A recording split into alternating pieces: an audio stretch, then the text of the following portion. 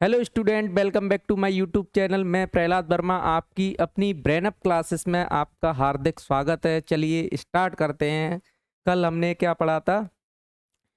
Electric dipole की वजह से आपने पोटेंशियल कैलकुलेट किया था, जिसका फॉर्मूला आया था V equal to k q upon r square. जिसका फॉर्मूला क्या आया था? V equal to 1/4 pi epsilon 0 के p cos theta upon r square. ये फॉर्मूला आपका आया था पोटेंशियल का। चलिए तो बिना देरी किए हुए आज का हमारा जो टॉपिक है वो है equipotential surface and it's property. तो चलिए स्टार्ट करते हैं इक्विपोटेंशियल सरफेस। तो हमारे चैनल को लाइक और सब्सक्राइब भी कर लीजिए और ज़्यादा से ज़्यादा लोगों को क्या कर दीजिए, शेयर कर दीजिए। चलिए तो क्या बोला गया है इक्विपोटेंशियल सरफेस के बारे में। देखिए, ये एक ऐसा सरफेस होता है जहाँ पर क्या होती हैं, सभी पॉइंट पर, एक ही सरफेस के सभी पॉइंट्स पर क्या रहता है, पोटेंशियल सेम रहता है। तो ऐसे सरफेस को हम बोलते हैं इक्विपोटेंशियल सरफेस। जैसे फॉर एग्जांपल के लिए इधर देखिए, मैं आपको बताता हूँ, ये जितने भी सरफेस हैं, देखिए ये जो सरफेस है, अगर आप यहाँ पर आप पोटेंशियल कैलकुलेट करें, मान लीजिए यहाँ का पोटेंशियल है V1, तो इसी सरफेस पे आप अगर आप यहाँ पोटेंशियल कैलकुलेट करोगे तो वो भी V1 होगा, यहाँ भी कैलकुलेट करोगे तो भी वो क्या होगा, V1 होगा।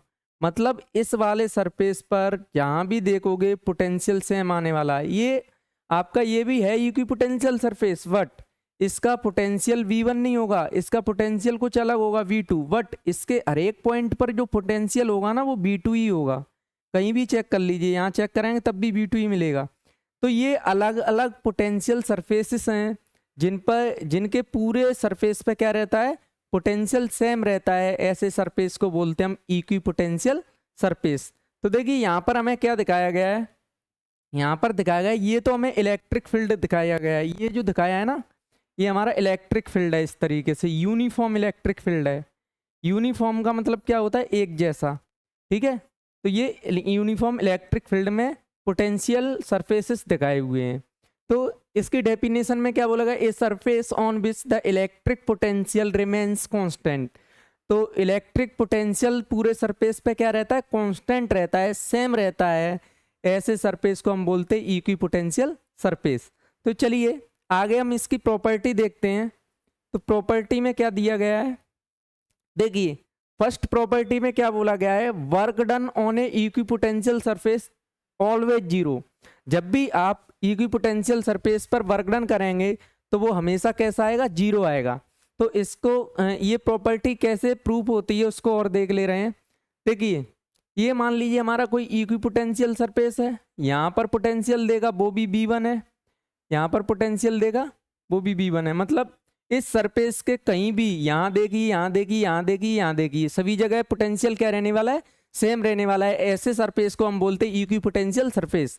अब देखिए इक्विपोटेंशियल सरफेस, और हमने क्या पढ़ा है, जो वर्क डन होता है, work done is equal to delta V into q. ये होता है आपका वर्क डन का फॉर्मूला।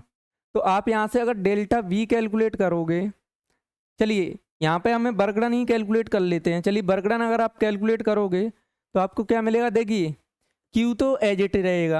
अब देखिए डेल्टा V का फॉर्मूला क्या होता है, डेल्टा V का फॉर्मूला होता है V2 माइनस V1। अब देखिए यहाँ पर देगा पोटेंशियल, B2 की भी वैल्यू क्या है आपकी, B के इक्वल है, और B1 भी किसके इक्वल है, V1। तो B2 की जगह पे B1 रखेंगे, इसकी जगह पे भी B1 रखेंगे, तो आपको डेल्टा V मतलब पोटेंशियल में जो डिफरेंस है वो क्या होगा, सेम होगा। और जब पोटेंशियल में डिफरेंस सेम है, पोटेंशियल में जो डिफरेंस है वो जीरो आ गया, चूंकि पोटेंशियल हर एक पॉइंट पे क्या है, सेम। तो पोटेंशियल में डिफरेंस होगा ही नहीं, पोटेंशियल में डिफरेंस नहीं होगा तो डेल्टा V की वैल्यू क्या मिल जाएगी, जीरो। जैसे ही आप जीरो रखेंगे तो आपको क्या पता चलेगा कि इक्विपोटेंशियल सरफेस पे जो वर्क डन होता है वो किसके इक्वल होता है, जीरो के इक्वल होता है। किसके इक्वल होता है, जीरो के। तो यही बोला गया है फर्स्ट पॉइंट में कि अब जब जब इक्विपोटेंशियल सरफेस पे आप वर्क करोगे तो वर्क होगा ही नहीं, किसके इक्वल आएगा, जीरो के इक्वल आएगा। सेकंड प्रॉपर्टी में क्या बोला गया है, सेकंड प्रॉपर्टी में बोला गया है electric field is perpendicular to equipotential surface. मतलब जो आपका इलेक्ट्रिक फील्ड होता है वो इक्विपोटेंशियल सरफेस पे क्या होता है, हमेशा परपेंडिकुलर होता है। परपेंडिकुलर का मतलब इलेक्ट्रिक फील्ड और सरफेस एरिया के बीच में जो एंगल बनेगा वो कितना बनेगा, 90 डिग्री बनेगा। तो देखिए ये कोई सरफेस है हमारा, इस पे जो इलेक्ट्रिक फील्ड होगा वो ऑलवेज परपेंडिकुलर होगा, इस तरीके से होगा। तो बोर्ड पे मैं इस तरीके से बना नहीं सकता, तो इसकी ऐसी लाइन दिखा दे रहा हूँ। यहाँ पर जो एंगल बनेगा वो कितना बनेगा, 90 डिग्री। इस प्रॉपर्टी को भी हम क्या कर लेते हैं, प्रूव कर लेते हैं। अब देखो इस प्रॉपर्टी को प्रूव कैसे करना है आपको। देखिए आपने फॉर्मूला क्या पढ़ा है, आपने फॉर्मूला क्या पढ़ा है, delta W is equal to Q into delta V। Delta V यहाँ से आपको डेल्टा W क्या मिल जाएगा, 0, चूंकि वर्क डन होता नहीं है। वर्क डन क्या नहीं होता है, होता नहीं है इक्विपोटेंशियल सरफेस पर। तो अब आप क्या करेंगे, अब आप क्या करेंगे, हाँ तो हम क्या करेंगे, चूंकि वर्क डन क्या होता है, इक्विपोटेंशियल सरफेस पे 0 होता है। तो अब आप क्या जानते हैं कि जो आपका डेल्टा W है इसका फॉर्मूला होता है फोर्स इंटू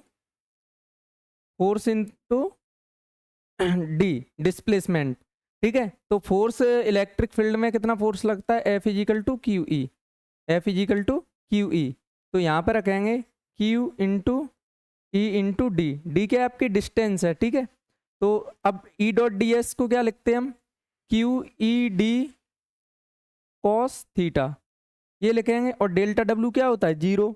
अब देखो Q 0 हो नहीं सकता, E 0 हो नहीं सकती, मतलब ये नॉन जीरो क्वांटिटी है। कैसी क्वांटिटी है, नॉन जीरो। तो किसको 0 होना पड़ेगा, कॉस थीटा को। तो cos theta is equal to 0, और कॉस 0 कब होता है, कॉस 90 की वैल्यू में, कॉस 90 की वैल्यू में। तो यहाँ से थीटा की वैल्यू क्या आ गई, 90। मतलब थीटा 90 होने का मतलब क्या है, इलेक्ट्रिक फील्ड हमेशा क्या होगा, परपेंडिकुलर होगा, इक्विपोटेंशियल सरफेस पे क्या होगा, परपेंडिकुलर होगा। ये आपकी थर्ड प्रॉपर्टी हो गई। अब देखिए इसकी सेकंड प्रॉपर्टी होगी, थर्ड में बोला गया two equipotential surface never intersect. कभी भी दो इक्विपोटेंशियल सरफेस आपस में इंटरसेक्ट नहीं करेंगे। उसका रीजन क्या है, उसका रीजन समझ लीजिए। देखिए हम पहले तो मान लेते हैं, थर्ड पॉइंट में हम मान ले रहे हैं कि दो ये इक्विपोटेंशियल सरफेस हैं। मान लीजिए ये कैसे हैं, दो इक्विपोटेंशियल सरफेस हैं, एक दूसरे को इंटरसेक्ट कर गए। क्या कर गए, एक दूसरे को इंटरसेक्ट कर गए, ये मान ले रहे हैं हम। ठीक है, तो इंटरसेक्ट करेंगे। अब देखो मान लीजिए ये फर्स्ट सरफेस है, तो इसका जो इलेक्ट्रिक पोटेंशियल होगा वो B1 होगा। ये दूसरा सरफेस है, इसका इलेक्ट्रिक पोटेंशियल क्या होगा, B2। अब हम एक प्रॉपर्टी जानते हैं, किसी भी सरफेस पर आपका इक्विपोटेंशियल एक सरफेस पर क्या रहता है, सेम रहता है। तो मान लीजिए इनका इंटरसेक्शन पॉइंट A है, तो देखिए इसकी वजह से यहाँ पे पोटेंशियल होगा B1, इसकी वजह से क्या होगा, B2। तो इंटरसेक्शन पॉइंट पर आपको दो पोटेंशियल मिल रहे हैं, जो कि जिनकी वैल्यू क्या है, डिफरेंट है, डिफरेंट वैल्यू है। तो आप क्या कह सकते हैं, ये पॉसिबल नहीं है। तो कभी भी दो इलेक्ट्रिक पोटेंशियल सरफेस क्या नहीं करेंगे, इंटरसेक्ट नहीं करेंगे।